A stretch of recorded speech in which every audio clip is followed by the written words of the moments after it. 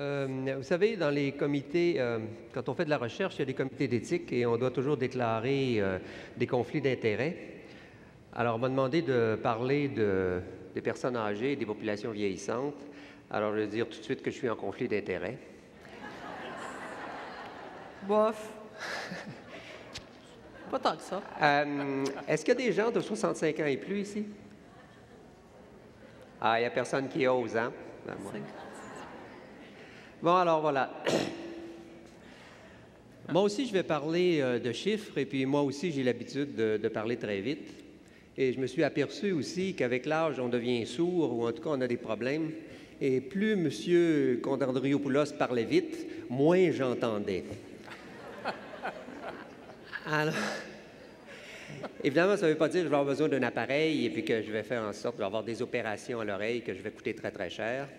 Ça va m'économiser, enfin, certaines plaintes de la part de mes enfants qui ont maintenant, n'est-ce pas, très vieux.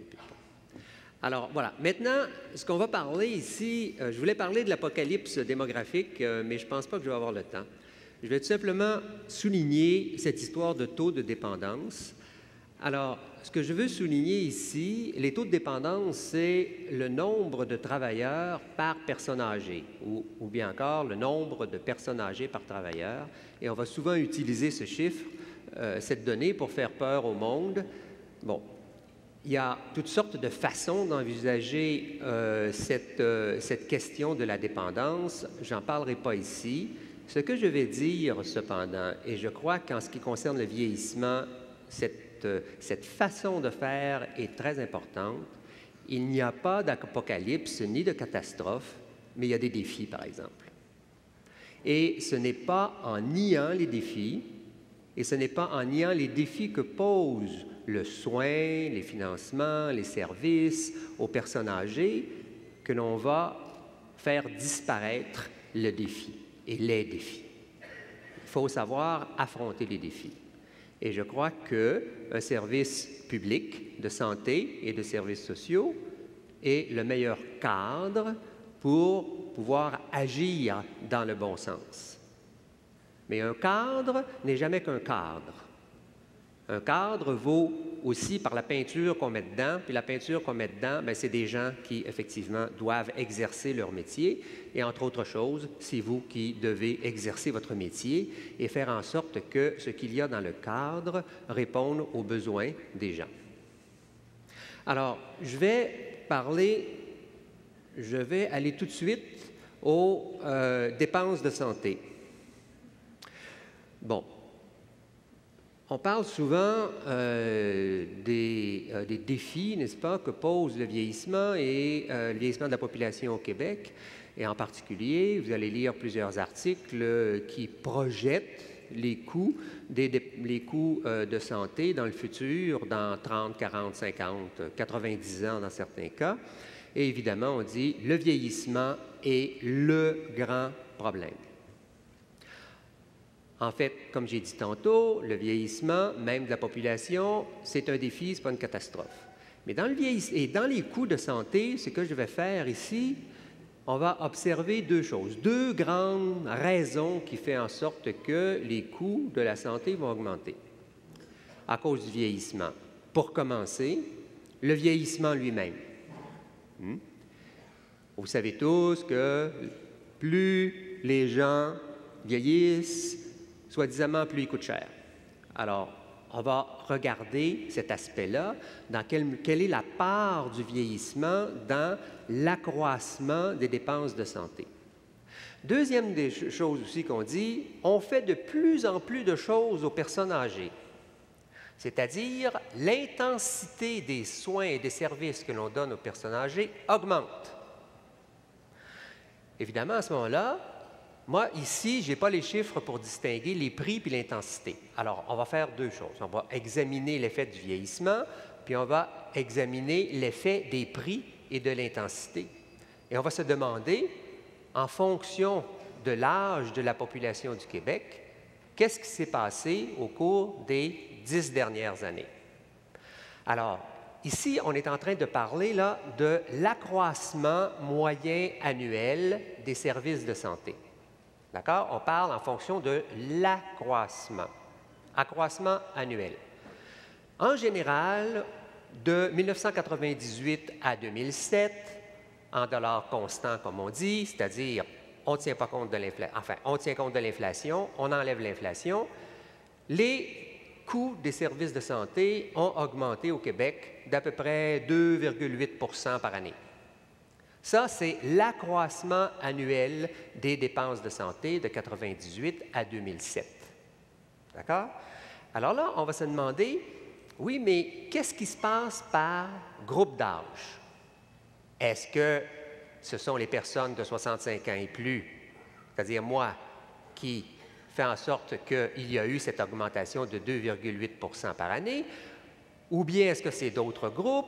Est-ce qu'il y a des groupes pour lesquels l'augmentation est très faible?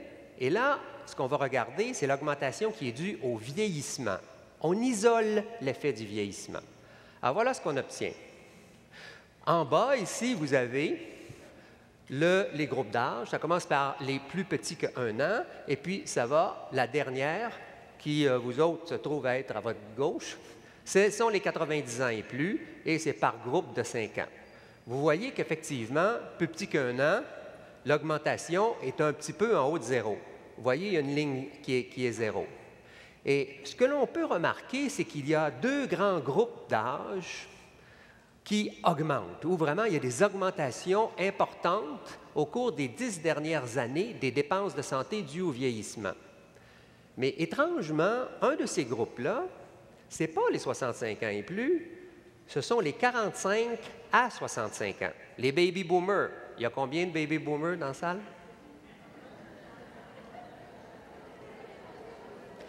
Vous voyez, ce n'est pas moi qui est responsable des dépenses de santé, de l'augmentation des dépenses de santé, c'est vous.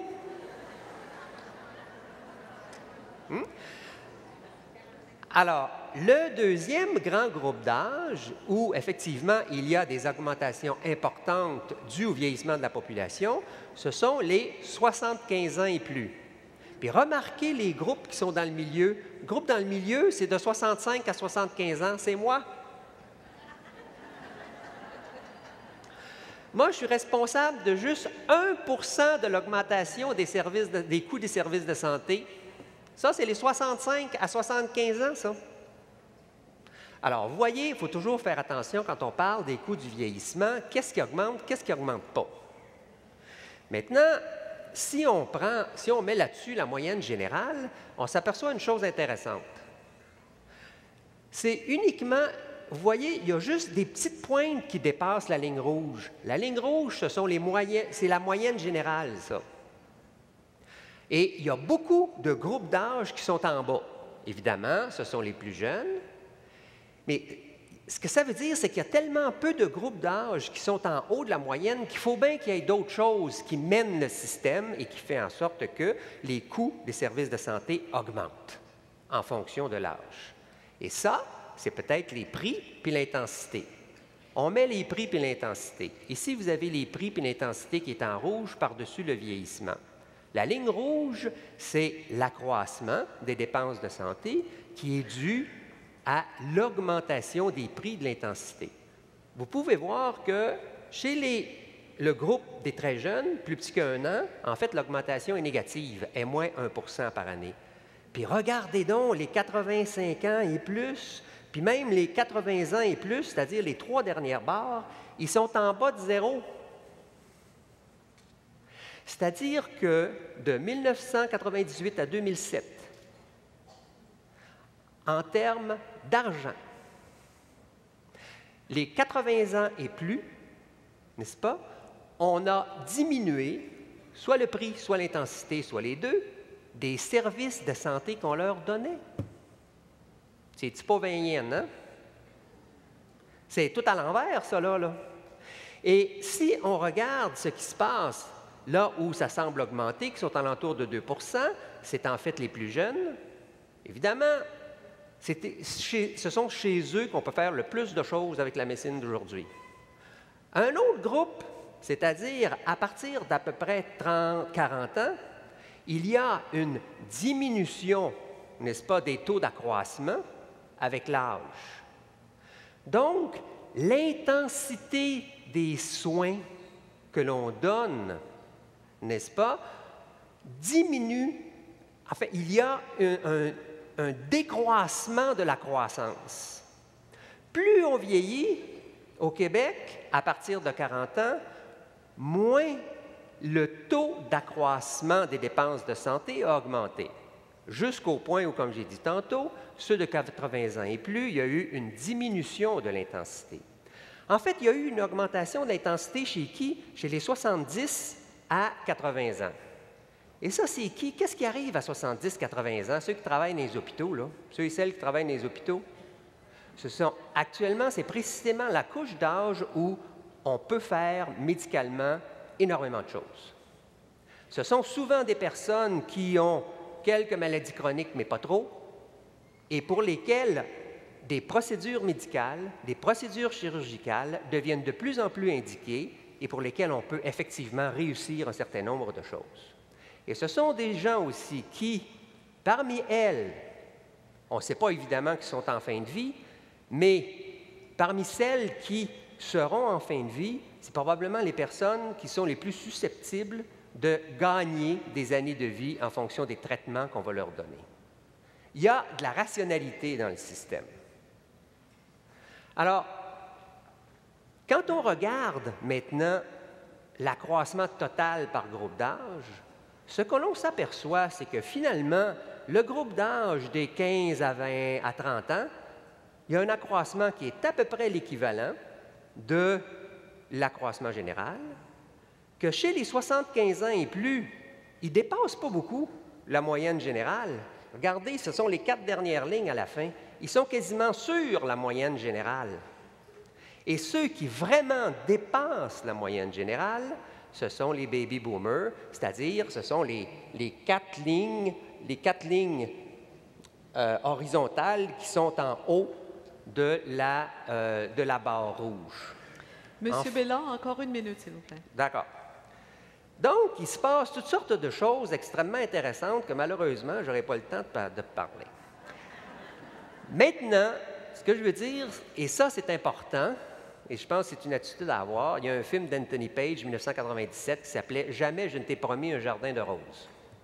Je pense que ça, là, c'est un principe très important en politique et c'est un principe aussi très important quand on envisage les services de santé puis l'avenir des services de santé. Il n'y a pas une seule profession, il n'y a personne ici qui est capable de dire « je vous promets un jardin de roses », que le système, même à l'intérieur d'un système public, c'est pas vrai, il n'y en aura pas. Maintenant, ce qui ne fonctionnera plus quand on veut changer des choses, c'est 2 choses. Et c'est précisément ce que les gouvernements ont toujours fait jusqu'ici, c'est-à-dire manipuler l'argent, soit garrocher de l'argent, couper le financement, promettre le financement adéquat du système, etc. Ça, là, ça ne marche plus, ça. Hein? Deuxième chose, tripoter les structures, c'est-à-dire fusionner les établissements, centraliser tout en déconcentrant, concentrer dans des structures intermédiaires, etc. Finalement, envoyer à gauche, envoyer à droite. Au Québec, on a une réforme de structure à peu près tous les 10 ans. Ça, là, ça devrait finir. On n'aura pas de solution en garochant de l'argent, puis on n'aura pas de solution en tripotant les structures. La solution, elle va venir d'où? Elle va venir des gens comme vous, et elle va venir de la gestion clinique et de la gestion et aussi des modifications des pratiques cliniques. Où ça fait mal dans le système, c'est là. Et il y a au Québec des approches, je sais que j'ai quasiment plus le temps, il y a des approches très intéressantes. Il y a eu un document publié entre autres par le ministère de la Santé et des Services sociaux, mais aussi par les instituts universitaires gériatriques, sur la pratique hospitalière et sur l'adaptation des pratiques hospitalières aux besoins des personnes âgées, aux besoins des malades chroniques. Et ça, c'est quoi? Ça, c'est ce que vous faites quotidiennement, puis c'est ça qui doit changer. Ce sont ces pratiques-là qui doivent être transformées. Autrement dit, il y a 3 solutions. Adapter la gestion clinique et les pratiques cliniques, adopter la gestion clinique et les pratiques cliniques, puis adopter la gestion clinique et les pratiques cliniques.